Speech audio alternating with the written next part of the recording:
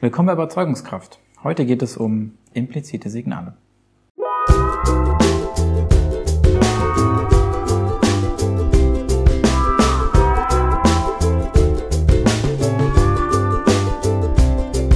Willkommen bei Überzeugungskraft. Heute bei mir der Manu und der Julian. Und wir reden heute über Unterbewusstes und wie wir das wahrnehmen und was das auf unser Urteil für Auswirkungen haben kann. Zum Beispiel hatten wir vor dem Intro alle etwas legerere Kleidung an und jetzt haben wir uns etwas seriöser gegeben. Und das ist auch schon so ein bisschen ein Beispiel dafür, wie sich eben allein schon durch solche äußeren Erscheinungsmerkmale die Wahrnehmung von einer ganzen Person im Prinzip auch verändern kann. Das ist ein Beispiel, aber wir haben auch noch ein anderes dabei.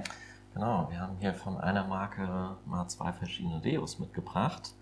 Wir sehen hier einmal ein Deo in Weiß mit Pastelltönen in geschwungenen Formen und eher runderen Formen und ein Deo eher in Schwarz gehalten, geradlinig, mit ein bisschen futuristischem Kopf obendrauf, was natürlich unterschiedliche Zielgruppen ansprechen soll. Hier eher dann das Deo für die Frauen und hier dann eher das Deo für die Männer.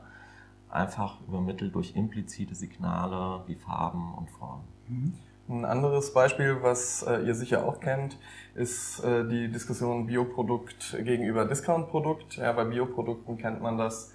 Da haben wir die Verwendung von Grün und Braun sehr häufig, haben eine Oberfläche, die sich ein bisschen rauer anfühlt, um sie aufzuwerten.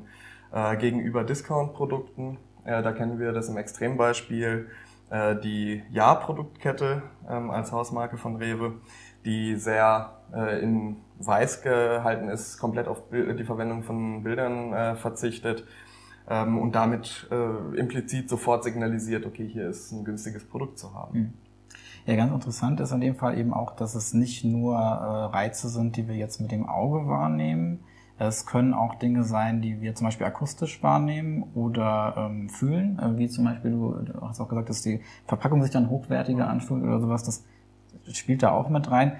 Aber natürlich geht es online hauptsächlich dann um das, was wir visuell wahrnehmen können und wie etwas vielleicht auch sich bewegt, wenn man an Animationen denkt oder sowas.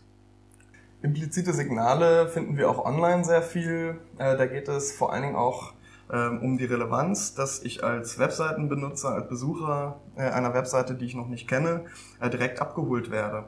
Man stellt sich vor, der Nutzer sucht nach einem Schuh, meinetwegen, und kommt auf eine Webseite und da ist eine große Rose abgebildet. Was zu der Frage führt, gibt es Elemente, die besonders im Vordergrund stehen, die auf den Gesamteindruck dieser Webseite im allerersten Moment abstrahlen. Da reden wir dann von dem Halo-Effekt, ein Verhaltensmuster, was sich im Prinzip in den impliziten Signalen wiederfindet. Und da gibt es halt noch sehr viele andere Dinge, die zu diesem Gesamteindruck führen. Zum Beispiel, also was auch immer ganz große implizite Unterschiede macht, ist, ob etwas sehr hochwertig oder sehr billig wirkt. Beziehungsweise ob etwas eher wie ein exklusives Angebot aussieht oder eher so ein bisschen so ein reißerisches Angebot. Da gibt es viele Möglichkeiten, wie man da eben auch für den Nutzer implizit die Dinge, und das muss nicht nur ein Element sein, wie jetzt zum Beispiel beim Halo-Effekt, sondern es können auch dann viele Elemente sein, die im Zusammenspiel eben so einen Gesamteindruck erzeugen, wie zum Beispiel viel Freiraum erzeugt eher ein hochwertiges Gefühl, während etwas, das sehr gedrängt ist, dann eher so ein bisschen nach Discount, Wühltisch und sowas. Man hat dann eher so ein wuseliges Gefühl und es wirkt dann auch ein bisschen weniger hochwertig.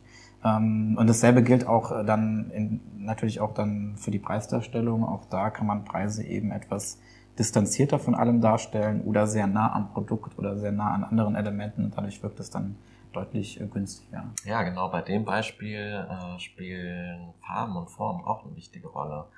Ist die Website also eher knallig und bunt gehalten, wirkt das gleich billiger. Verwendet die Seite eher gedecktere Farben oder sogar so gut wie keine Farben, wirkt das gleich viel hochwertiger.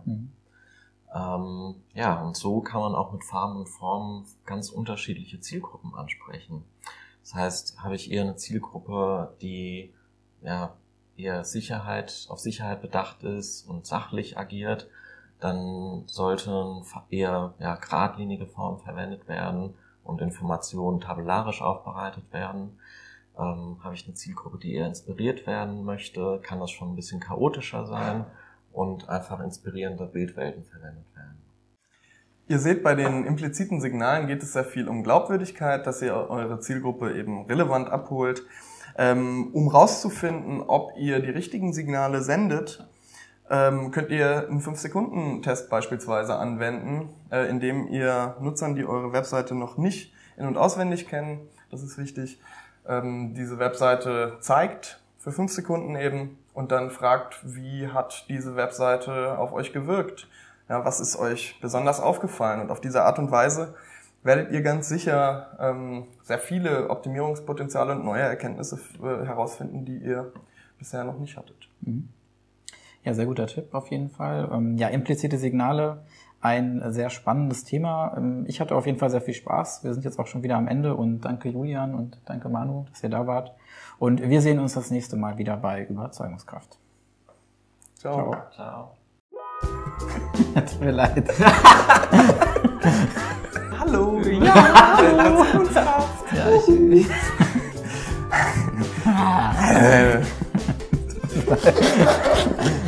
ich habe auch seinen Blödsinn erzählt. Es ging darum, dass... Come on.